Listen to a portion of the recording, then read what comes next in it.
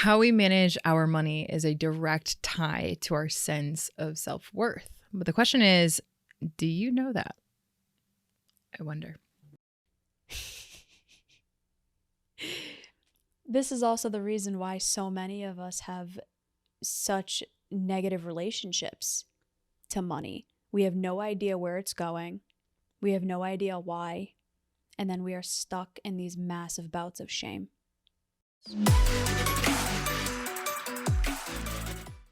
Hey everybody, it's Bianca.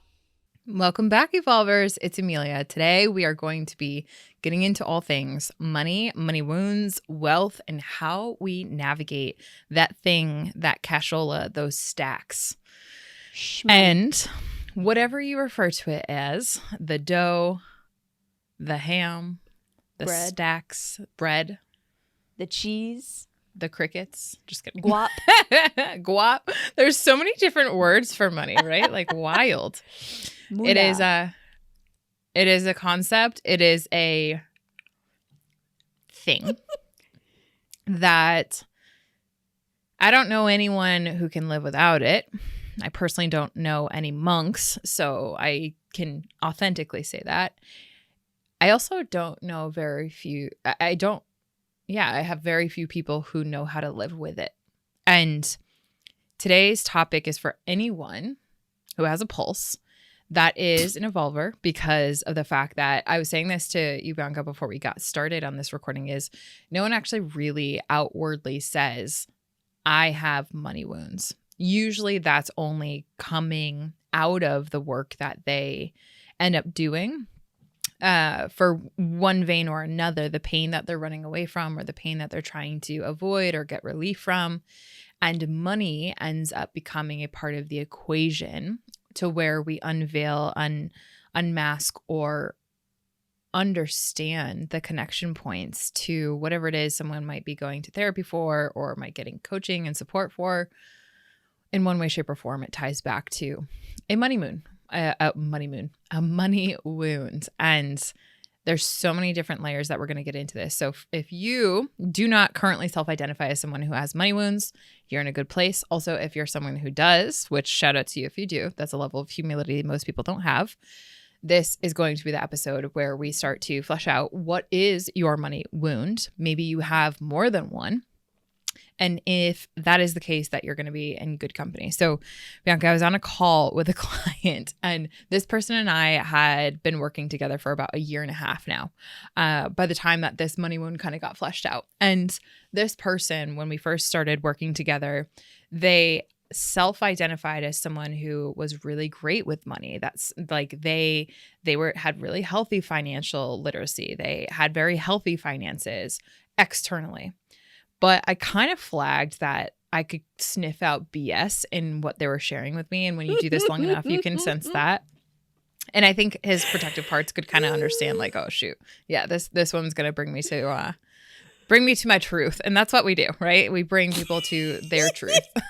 And some people Emilia have a great sniffs out BS like a freaking hound dog. It's insane. And I mean that with like the utmost. Like, I mean that is the greatest compliment ever. I've never met someone who's just like, no, it's actually, and I'm like, okay.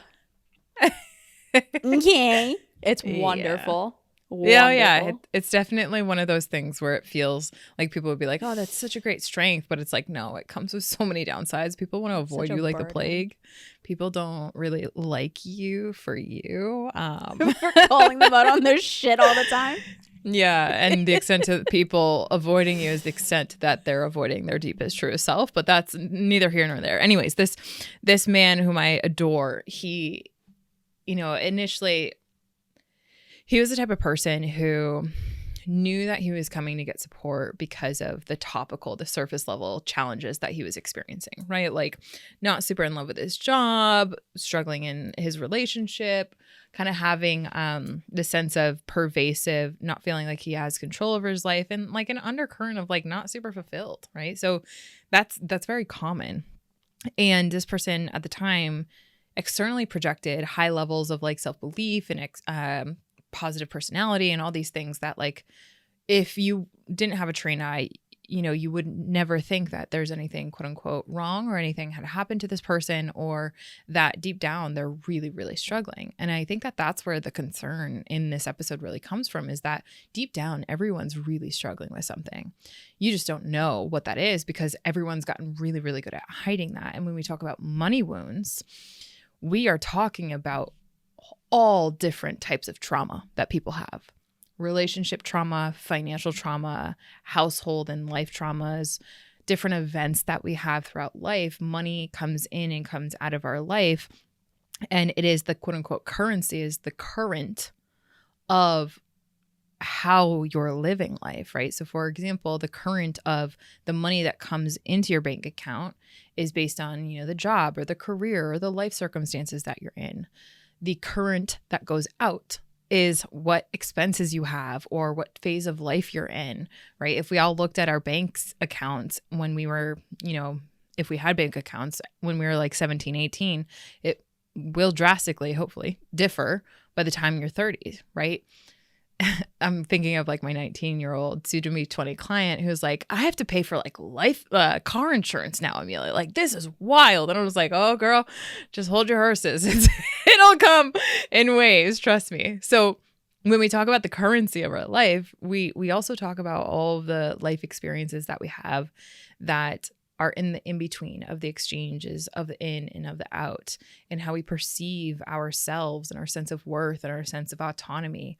And it connects to our feeling of freedom, of liberty, of maybe even justice in our bigger system at large. And so there's a lot of things that are wrapped up in this. And Bianca, when I first met this person, I could kind of see all of that all over him. And it wasn't until a year later to where he, on his own accord, really vulnerably, courageously, and humbly said, like, man, I got some really big money wounds. I got some really big money wounds. And Emilia, right, because the work that we've been done, these go really deep.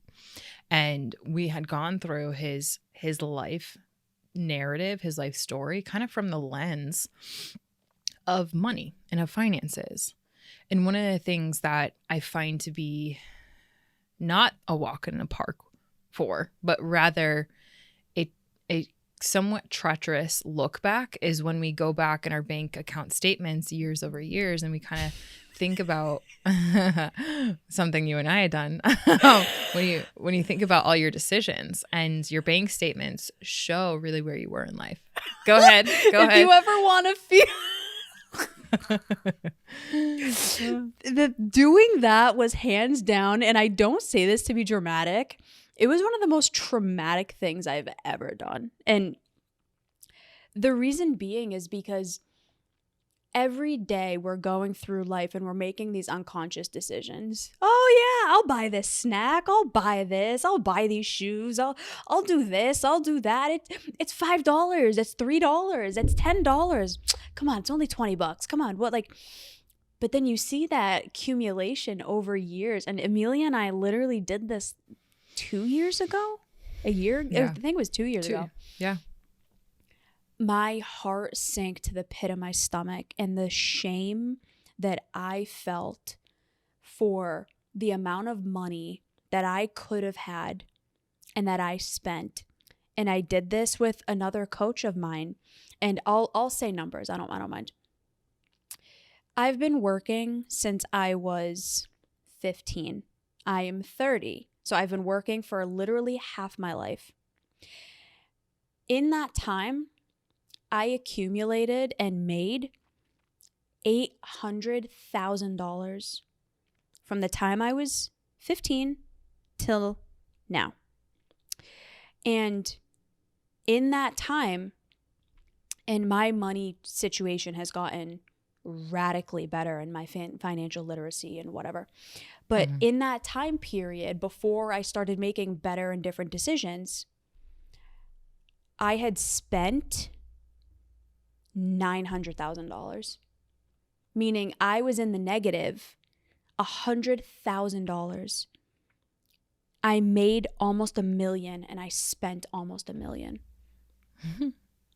Yeah. It broke my heart.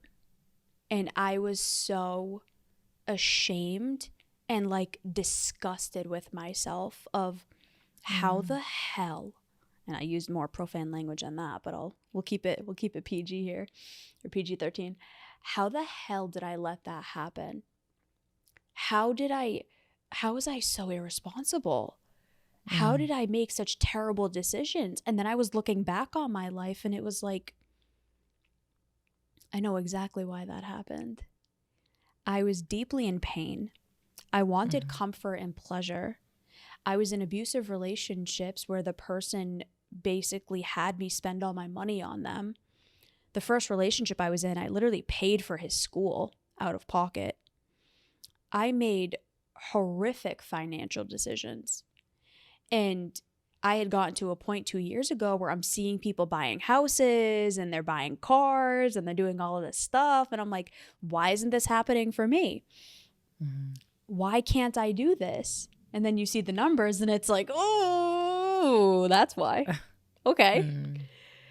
Now, what a lot of people will do, number one, they won't even look. But number two, the amount of people who have literally told me I don't look at my bank account because I don't want to see the number is unfathomable. It's unreal. I look at it every day. Same. But what most people will do is, number one, they won't even do it. But number two, if they do, they avoid it. They won't even acknowledge it. They won't allow themselves to really look back on what am I doing and why and how did this get to this point and what needs to change, because it's insanely uncomfortable. It is so painful. It is so embedded with shame. Because when you look back on your life and the choices you made, knowing that none of them were conscious, they were all unconscious decisions just to feel better or to get out of pain. Right. You realize that your life was never actually your own. And this isn't just about money. This is about that you can do this with anything. Look at your relationships. Look at your friendships. Look at the jobs that you've done. Look at your health decisions. You can do this with anything, but this conversation in particular, we're going to be diving into money. When you look back at your life and you really say, holy shit, how did I let this happen? And what you do with that will change your life. There's a field of study called consumer behavior. And I remember learning about it when I was in my marketing classes, when I was in my undergrad. And consumer behavior is essentially what it is. So we as human beings will consume, i.e. spend money on certain things.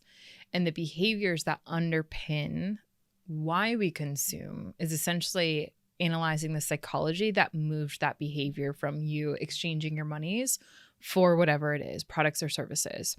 And I always found that course extremely fascinating because there's always a motivation underneath why we consume as human beings. And there are a million bajillion things that you can consume nowadays, right? Which is amazing and also concerning because so many things have become commoditized. And as a result of that, we have subsequently become our own oppressors, if you will, because life has encouraged us to go on autopilot, and it has allowed us to, in many ways, avoid the very things that are really important to analyze, which one of them being your psychology and why you do what you do, right? Bianca, you and I started the Why Power podcast way back in 2019 or circa 2020. But because we wanted to analyze why we do things, because in us understanding our own psychology and our own behavior, which is the byproduct of our psychology and our impulses, our urges, our thoughts, our beliefs, etc., that allows you to kind of implement, it allows you not to kind of, it allows you to choose differently, right? Do things that matter for yourself and others and the world at large. And if we don't have an understanding of what our why power is, in other words, our intrinsic or extrinsic motivators that push us into this quote unquote autopilot or these decisions that happen to use money as the current exchange system, like you mentioned, you could analyze your past with the different relationships, the different even houses or places that you live, the apartments that you lived in. You could look at it from the lens of friendships that you have, memories that you have, experiences, whatever. Like, but the lens that we're looking at is through the lens of money. And when you analyze your why power underneath the decisions that you're quote unquote making right here, right now, you can understand the driving factors that are underpinning that, and you can begin to change them if you feel like these decisions are not going to help you in your overall long-term goals, right? So that 20-year-old that I mentioned as a client, if she wants a house in 5 years, she best be starting to look at her bank accounts. Hence why we've set her up with the certain habits that allow her to start saving money now and focus on what are the currency components. What's the inflow, i.e. hours that she's spending working, that's going to earn her finances. What is the principles and the habits that are going to help her be mindful of the outflow, cash outflow, which is her expenses, etc. And how can she get better at being mindful of the decisions that she's making so that she's not just on autopilot, so that 5 years from now, when she's looking back at the last 5 years of her life, she can proudly say, things are happening for me because I made them happen. Not having her look at her peers, which is what we do in our 20s and 30s and 40s, right? The whole meet the Joneses, and compare ourselves to other people and their quote unquote life milestones. And so when we do that and then we reflect upon it and then we realize like, oh, we didn't make decisions when we were younger. What's really challenging when you start to enter into your 30s, 40s, 50s is that you have not just the decisions that have changed, but you also have the compound effect of those decisions at your heels, which essentially means if you try to turn, if you're in, let's just say in a car and the brakes go and you try to turn it real quick, but you don't have the brakes, it's going to be harder to turn that car real quick. Same thing with a ship, right? If you're sailing real fast, you have a lot of momentum at your heels. That's the compound effect in financials.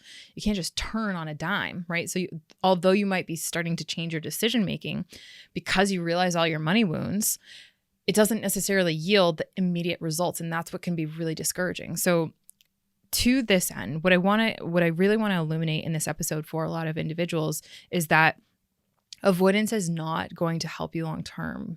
You're going to be in the bucket of have-nots if you consistently avoid looking at your bank statements or going through that quote unquote uncomfortable process that Bianca, you were willing to do. And sometimes, you can have that moment of comparison to your peers and have that pain motivate you into a different why power, into a different decision. And thankfully, Bianca, for you had it motivate you into going into, instead of avoiding everything, actually looking at the byproduct of your decisions and facing those hard truths, those hard mirrors, really facing some of your core money wounds so that then you could begin to make different decisions. And I mean, I want to see, based on the different money wounds that we have listed here, which ones, like in retrospect, do you think that were the hardest to work through? And I also want to encourage you to advocate for, because I know you're not fully on the other side because you had the compound effect still at your heels, but like you still know some of the benefits now, like you said, because you're in a better financial decision or position. So I'm glad you said that, because I did want to add on to that. Just because I had that happen 2 years ago doesn't mean I'm balling and wiling out now. What it does mean is that my future is going to be magnificent because of the choices that I made. You have to learn how to play the long game. And for someone like me, who's a super short-term thinker, or I used to be, and I learned how to get out of it and think more long-term, it's really hard. None of us were taught how to strategically think long-term. It was what's going to happen now, maybe what's going to happen within the next month. But I was never taught to think, how is the choice that you are making right now going to impact you 5 years from now? This one purchase, how is this going to impact you in 6 months? What are you not going to be able to afford? Because today you wanted to buy this thing because you wanted the new shoes or the nice chairs, or, you wanted to go to dinner with some friends. I am in a way better position than I've ever been, and it's wonderful and it's magnificent. And the choice that I made 2 years ago it didn't immediately change my entire life, but it did change my trajectory. It changed my future. And as someone like me who never used to think like that, I'm saying this because it is learnable. It sucks. But you can, it does, it's freaking brutal. When you're so used to just like making decisions to feel good and you let yourself feel like crap because you're trying to play a longer game, it's so uncomfortable and it goes against everything most of us know.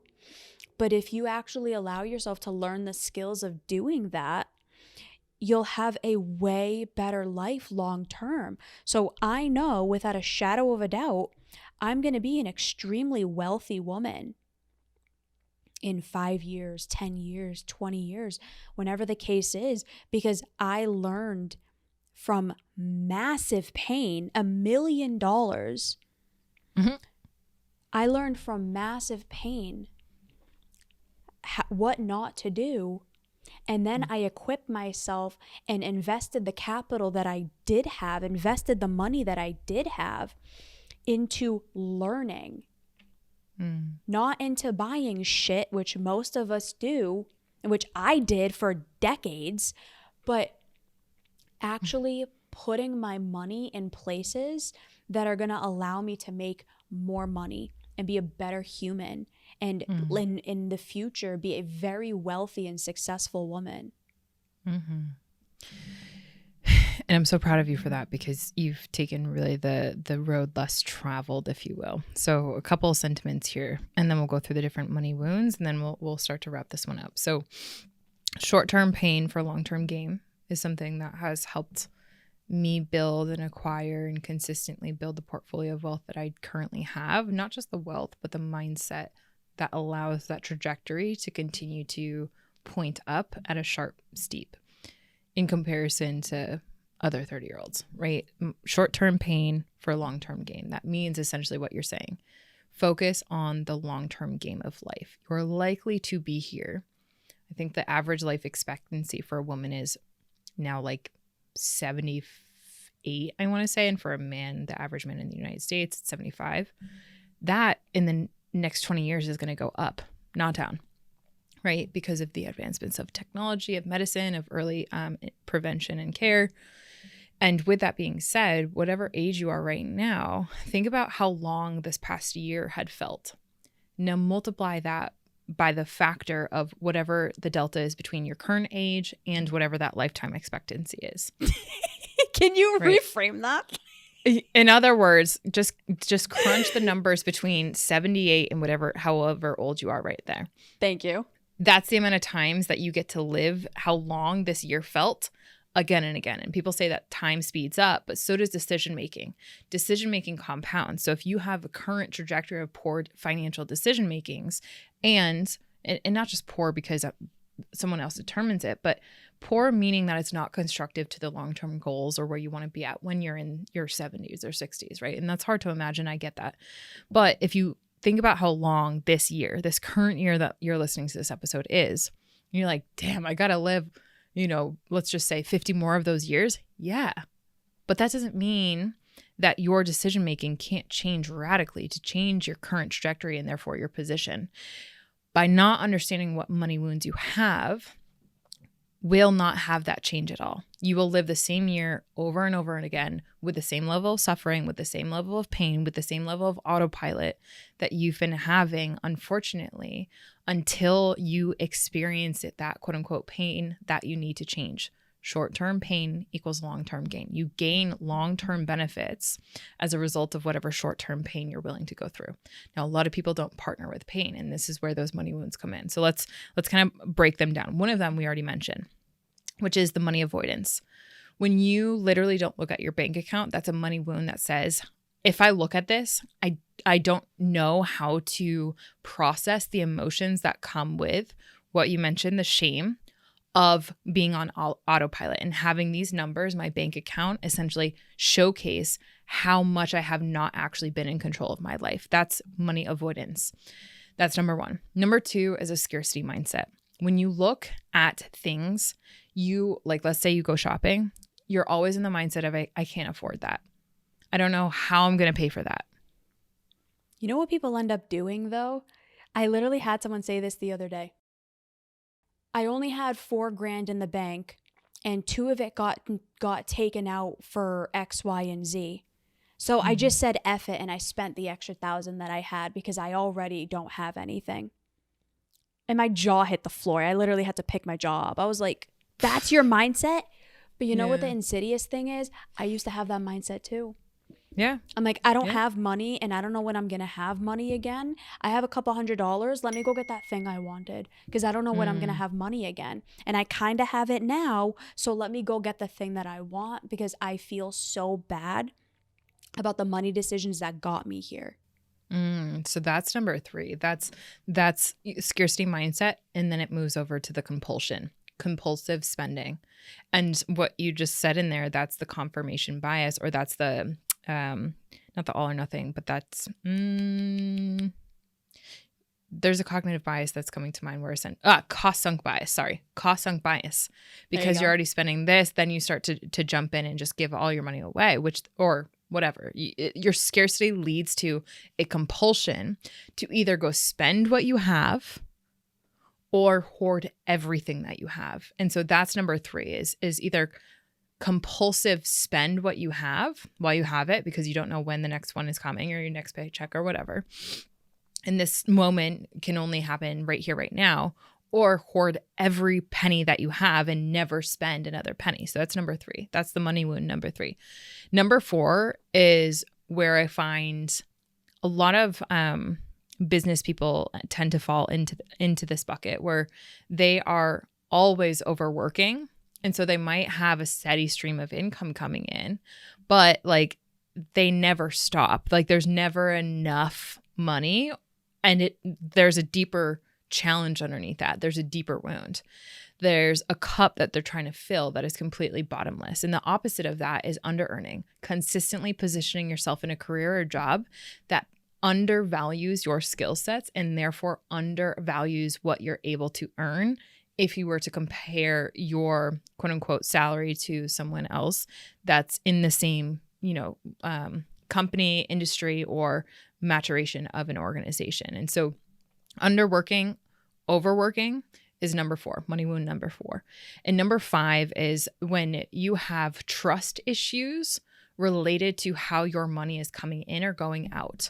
Usually this ties back down to a core fear, core wound of abandonment, which I find is very interesting. So for example, someone like this, they will never actually leverage banking systems or leverage the current technology that exists, or struggle to place money in the quote unquote hands of the banking system and or other people. And so this ties back to, if I lend or if I share anything about money with other people, there's going to be an issue that ends up having my trust broken. And so this ties back to very early abandonment wounds or traumas where you actually extended trust.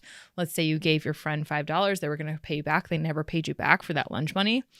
That then tells and builds belief systems about your worthiness of a person to where people can give you back money. So where money goes in, usually there's trust issues, usually there's abandonment concerns, and all of these money wounds tie back down to like I said at the very beginning, how you invest your money or how you manage your money, how you allow your money to manage you tells a lot about you, and specifically a lot about your beliefs about yourself, your levels of self-worth. Because those who have, now here's the overswing, you have people who have really, really high self-worth. They invest in all these flashy things that make them seem really great, but they have no financial literacy to back up how to earn that money. So what do they end up doing? They try to find someone who makes a lot of money. They try to lock them down, for lack of better words, so that their money issues and their money wounds just can consistently be this inflow of someone else trying to cover up the deep wounds that are underneath what this trust issue actually is. So I think in closing for me for this episode, some of us actually have all 5 of these money wounds. Some people have a combination of these. If we do not work on our money wounds, we will be inherently limited by them. And something that Bianca, you mentioned earlier, is the shame around money and money wounds. Whenever you talk about money, it's not a conversation that comes up often because of the shame that's preventing it from not. A lot of people will never tell you, but they have extreme shame around their decisions, their autopilot, their wounds, their traumas, their trust issues when it comes to finances, wealth building, or lack of skill development that they have in there. And here's the thing, if we don't actually talk about it, we can't get better. So find someone that you can talk to about your money wounds, about your interest in wealth development, your interest in working on this, because, you know, what we find is people that find themselves on one end of the spectrum where money is evil, right? We have beliefs about money is evil. People who have money are evil. Or like on the other end, money is like absolutely everything and super, super greedy, or like it's just our belief systems around money are so messed up. And again, to the earlier component of this episode, because there's so much intertwined with it. Relationships, family dynamics, core belief systems about yourself, other people, the world at large, the systems that quote unquote run our worlds. So it's definitely a leaf that is worth turning over sooner rather than later because of what's connected to it. So in closing, Bianca, I would ask for you to share with our listeners, beyond, you know, your closing sentiment, what has it benefited you? You mentioned the current trajectory, but I want to kind of talk about the inner world for a second. What has your inner world benefited from, maybe specifically around self-worth, as you've started to turn the leaf of your money wounds over? What have you noticed on the inside, and what is the hope that people can look forward to as they start to kind of evaluate this topic for them? After getting through the initial discomfort, because it was really hard. Like I don't want to sugarcoat this and paint a pretty picture and sell everybody on a lie. Emilia and I really, really pride ourselves on the fact that we're going to tell you the truth that you don't want to hear, and you're going to try to find a different answer somewhere. And then when that doesn't work, you'll come back here to hear the truth. Yeah. The truth is, it was one of the most painful experiences because I had to reevaluate every decision I made, how emotionally unintelligent I was, how terrible I was with money, and how much I was using money and what I had and what I could buy as a stipulation for my worth. And it was so uncomfortable really having to work through that and having to navigate that, because my entire identity had to be reevaluated. So it's been a never-ending process. Like I'm not on the quote unquote other side of this where I never make rash decisions, but the decisions I make now are better than they've ever been. And the quote unquote bad decisions I made or make are better than they've ever been. Like the most unintelligent thing I'll buy now is like food for myself, and I'll spend like $10. Whereas before it was like $50 for a new pair of shoes twice a week. Yeah, why not?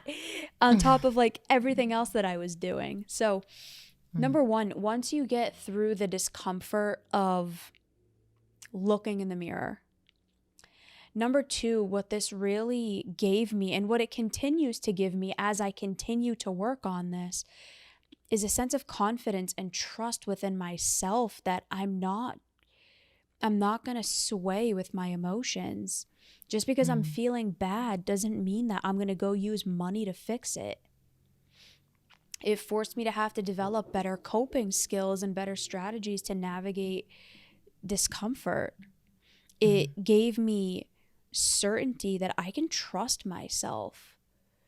Like I am, for the first time in my life, I am an investor. I am not a consumer. The ratio has flipped. It's not 100-0. It used to be 100-0. I didn't invest in shit except for my school. But even that, it wasn't a conscious, intelligent choice. It was like, yeah, I got to go to college. But aside from that, I never invested anything. So I became an investor over time, and what used to be like 0 investor, 100 consumer has now flipped. And I would, and please check me on this. Please check me on this. Like, I'm giving you open permission. I'd say like 70-30. I was going to say 60-40. Okay. Thank you. Call me out. I consume less than I ever have. And I invest more than I've ever invested before in me, in my future, in what's best for me. And that ratio will continue to go up, up, up, up, up, up, up in the right direction. But again, you have to have the humility to really let yourself actually look at it and be willing to have someone call you out. Fair. I'm not offended by it. I would have been in the past. I would have been like, how dare you? I wouldn't have said that. I would have thought it and then gotten upset and then went and bought a pint of Ben and Jerry's ice cream. And now it's like, it's true. Hilarious. And now it's like, okay, I was off. How can I get better? Where do I need to grow here? I trust that I will. I trust that I'll do whatever I have to do to be able to get to a better place. And I didn't start here. This was built. I am not naturally an investor. I am not naturally a entrepreneur, whatever. Like I went from, and I don't kid when I say this, I was a loser. I was attractive and didn't know it. I was taken advantage of.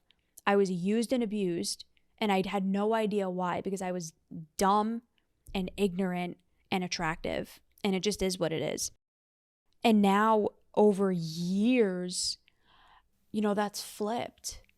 I've actually become intelligent. I've actually become empowered by effort. So if I can do it in the background that I had, you can too. It's just a matter of being willing to be called out, being willing to be uncomfortable, knowing that this is going to set you up for the future. Hell yeah.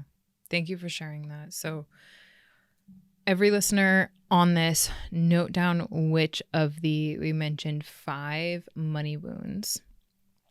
Note down which one is yours. Check in, who do you have in your corner right now who can help you work through those money wounds so that they do not control you anymore. And if you don't have someone, put someone in your corner, reach out or DM Bianca and I money wounds, and we will get you hooked up. And then number 3, evaluate what your relationship with that discomfort is, because that discomfort, if you have a poor relationship with discomfort, this is something that you'll end up avoiding your entire life. And if you have children, your children will inherit this as well. You can either pass on wealth and wealth mindsets, or you can pass down the opposite. And whatever your current belief system and money wounds are, that was likely passed down to you. So we're getting into generational money wounds now. So it is definitely worth the work. And if Bianca isn't a testament, I don't know what the hell is.